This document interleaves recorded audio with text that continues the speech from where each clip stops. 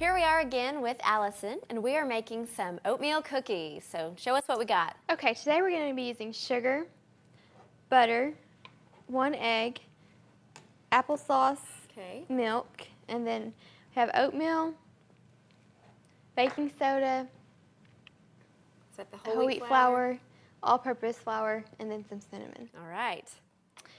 Okay, we're going to start off with putting the sugar and the other ingredients that's over here in this mixing bowl. Small amount of butter there. Yeah, we're going to blend those two together. Okay. And we are using some butter in this recipe, but a very small amount, and that's really where the fat is coming from in our recipe. Butter is a solid fat compared to some oils that we'll also talk about. And the solid fats are either saturated fats or hydrogenated oils, and they tend to be more heart harmful. They can raise cholesterols and those sorts of things. So that's why we want to use small amounts and substitute with oils when we can. And as we've shown you, we're just using a small amount here in this recipe. I'm going to go ahead and put the egg in there with that. And then our applesauce. And that is substituting for some of the fat, is that right? Great. I'm going to blend it really well along with the milk. Give it some more moisture there. See, we have all the wet ingredients in one mixing bowl. Now I'm going to move to a new one and place all the dry ingredients in there. Great. So we have our oatmeal. Good source of soluble fiber there that can help lower cholesterol levels. And then baking soda. Both of the flours. That's great that we're using some of that whole wheat flour to get some extra fiber. Substitute for some of just the all-purpose flour. And we have cinnamon also went in there. I can smell the cinnamon. Kind of stir those together. Okay. Now we're going to place the dry ingredients on the wet. All right. Just want to mix in a little bit at a time so it gets well blended. Right, makes it a lot easier to do it that way.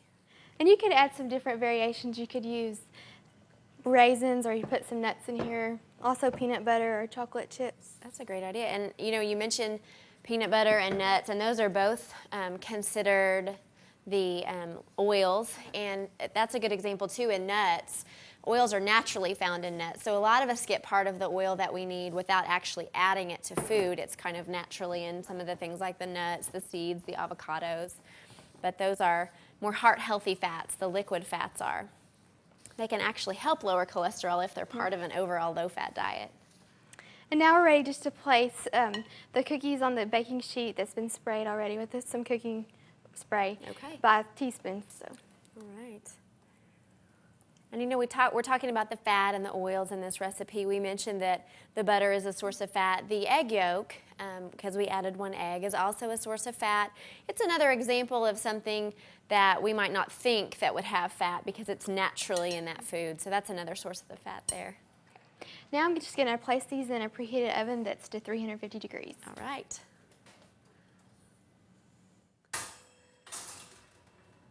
Those are going to smell great when they cook. And that's going to cook for about 16 to 18 minutes. All right.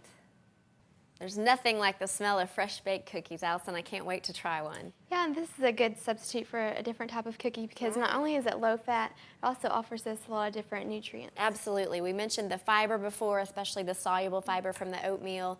And they're a low-fat variety, like you mentioned. It's always good to try to cut back on fat when you can because most of us probably get a little bit more than what we need. And fat is very calorie dense. So in trying to stay within our calorie allowance for the day, cutting back on fat's a great strategy. And we use the applesauce in these. You can use any kind of fruit puree to substitute for oils in other recipes like mashed bananas and other things such as that. Well, our next recipe, we're going to be making some fried peaches, and we'll be able to talk a little bit more about the oils group when we talk about that recipe.